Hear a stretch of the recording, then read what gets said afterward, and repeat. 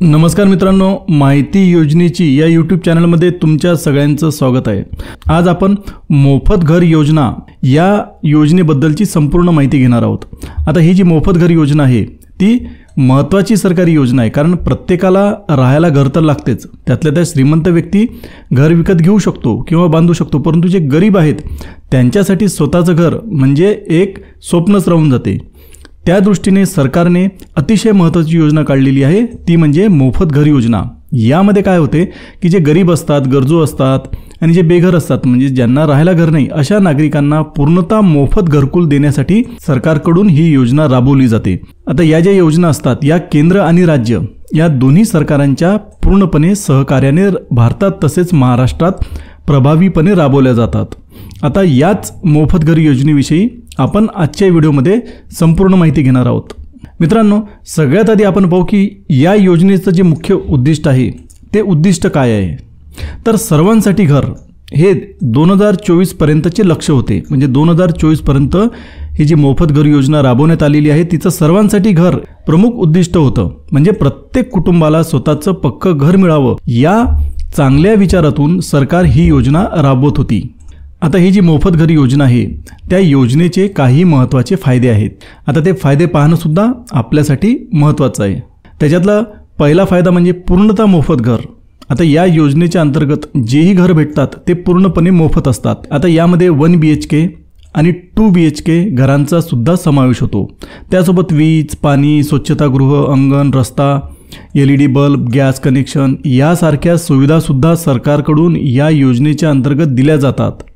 आणि या योजनेचं सगळ्यात मोठं वैशिष्ट्य म्हणजे जे घर या योजनेच्या माध्यमातून मिळते ते घर महिलांच्या नावावर केले जाते।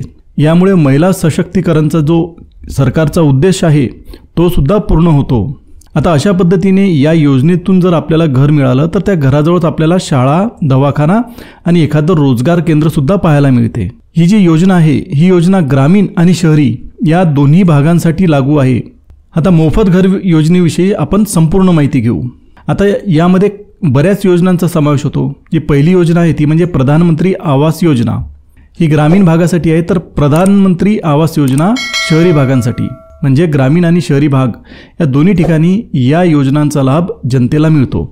आता राज्य सरकारकडून काही योजना राबवल्या जातात, त्या आहेत महात्मा फुले घरकुल योजना आणि त्यासोबत रमाई घरकुल योजना। आता ही जी रमाई घरकुल योजना आहे ही अनुसूचित जाती आणि अनुसूचित जमाती या प्रवर्गातील लोकांसाठी आहे, पण जर तुम्ही या प्रवर्गामध्ये येत नसाल तर तुम्हाला महात्मा फुले घरकुल योजनेचा लाभ घेता येईल, ही गोष्ट तुम्ही लक्षात घ्या। आता या योजनांचा आपण जर तपशील पाहिला तर याच्यामध्ये पात्र होण्यासाठी सरकारकडून काही निकष ठरवण्यात आले आहेत। त्यामध्ये पहिलं जे अत्यंत महत्त्वाचं निकष आहे ते म्हणजे उत्पन्न। पात्रतेसाठी उत्पन्न किती पाहिजे?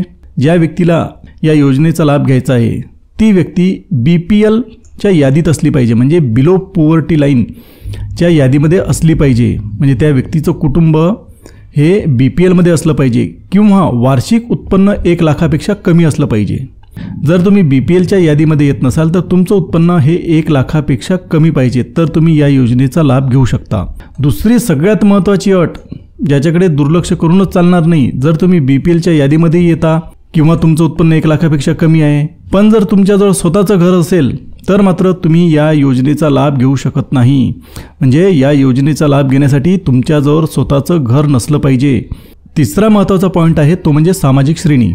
अनुसूचित जाती, जमाती, भटके, विमुक्त, अपंग, विधवा, अनाथ आणि असे वृद्ध ज्यांचं वय 60 वर्षांपेक्षा जास्त आहे यांचा समावेश या यादीमध्ये करण्यात येतो। त्याच्यानंतर आहे रेशन कार्ड। रेशन कार्डमध्ये जर तुमच्याजवळ अंत्योदय कार्ड असेल तर तुम्ही या योजनेचा लाभ घेऊ शकता। त्यानंतर महत्त्वाचा जो पॉईंट आहे तो आहे आवश्यक कागदपत्र। कागदपत्रांशिवाय तर कोणत्याही योजनेचा लाभ आपल्याला घेता येत नाही आणि बहुतेक योजना अशा राहतात ज्यांना जवळपास सारखेच कागदपत्र लागतात, फक्त 1-2 कागदपत्र हे कमी जास्त राहू शकतात। तर याच्यामध्ये पहिलं कागदपत्र आहे तो म्हणजे आधार कार्ड, हे बहुतेक योजनांना लागते आणि सगळ्यांजवळच आधार कार्ड असतात। त्याच्यानंतर आहे उत्पन्नाचं प्रमाणपत्र। आता जी व्यक्ती या योजनेसाठी फॉर्म भरते त्या व्यक्तीचं उत्पन्नाचं प्रमाणपत्र हे असलं पाहिजे। त्याच्यानंतर आहे घर नसल्याचं प्रमाणपत्र। तुम्हाला जर रमाई घरकुल योजनेचा लाभ घ्यायचा असेल तर तुम्ही जातीचा दाखला जमा करू शकता। त्याच्यासोबत आहे रेशन कार्ड। हे रेशन कार्ड तुमच्याजवळ असलं पाहिजे. त्याच्यानंतर आहे फोटोचा पासपोर्ट साईज फोटो तुमच्याजवळ असला पाहिजे. त्याच्यानंतर आहे अपंगता किंवा मृत्यू प्रमाणपत्र. जर एखादी स्त्री विधवा असेल आणि तिला या योजनेसाठी अप्लाय करायचं असेल तर तिच्याजवळ तिच्या नवऱ्याचं मृत्यूचं प्रमाणपत्र असलं पाहिजे. तर अशा पद्धतीने आपण पाहिलं की या योजनेसाठी कोणती महत्त्वाची कागदपत्रे आवश्यक असतात. आता नंतरचा जो पॉईंट आहे तो आहे अर्ज करण्याची प्रक्रिया. आता या योजनेमध्ये तुम्ही कशा पद्धतीने अर्ज कराल. जर तुम्हाला ऑफलाईन अर्ज करायचा असेल म्हणजे फॉर्म भरायचा असेल तर तुम्ही फॉर्म भरून ग्रामपंचायत किंवा नगरपालिकामध्ये जाऊन अर्जपत्रक भरू शकता आणि ग्रामसेवक किंवा नगरसेवकाच्या मदतीने तो नगरपालिकेमध्येच जमा करू शकता. या योजनेसाठी तुम्ही फॉर्मसुद्धा भरला आणि सगळ्या कागदपत्रांची पूर्तता केली तर घरकुल मिळण्याची एक प्रक्रिया असते. ती प्रक्रियासुद्धा तुम्ही समजून घ्या. आता सगळ्यात आधी या योजनेमध्ये काय होते की तुम्ही अर्ज भरल्यानंतर अर्ज स्वीकारल्यानंतर छाननी केल्या जाते. जे अर्ज या योजनेचे सगळे निकष पूर्ण करतात त्यांना एक्सेप्ट केल्या जाते आणि म्हणजे त्यांना स्वीकारले जाते. त्यानंतर त्या लाभार्थ्यांची यादी तयार करण्यात येते आणि ती लाभार्थ्यांची यादी तयार केल्यानंतर त्या लाभार्थ्यांना अलॉटमेंट लेटर देण्यात येते.